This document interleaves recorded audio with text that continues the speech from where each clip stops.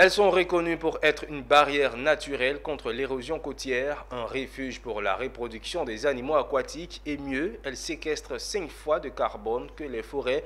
Vous l'aurez compris, il s'agit des mangroves dont l'existence est plus que menacée.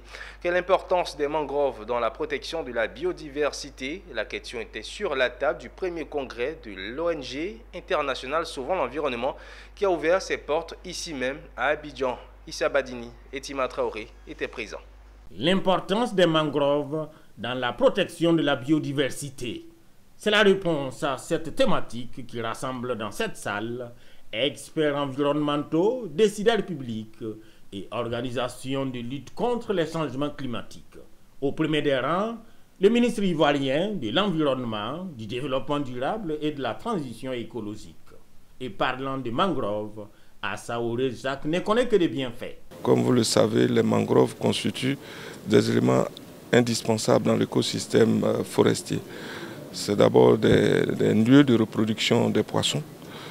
C'est également, les mangroves permettent de protéger les vagues contre l'érosion côtière. Et les mangroves séquestrent 5 fois plus de carbone que les forêts. Vous voyez l'importance. Sauf que les mangroves ont perdu jusqu'à 75% de leur superficie dans certaines régions du monde. D'où tout l'essence de ces congrès de l'ONG Sauvons l'environnement. C'est indispensable. C'est-à-dire si on prépare de garde à l'avenir, on sera tous pénalisés. Et c'est la raison pour laquelle il faut vraiment que tout le monde s'engage.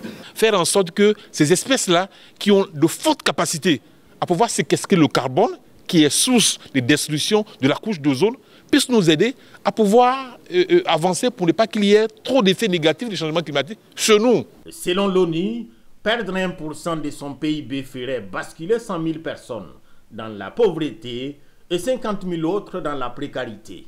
La Côte d'Ivoire pourrait perdre 13% de son PIB d'ici 2050 selon son ministre de l'Environnement si rien n'est fait pour endiguer le phénomène des changements climatiques.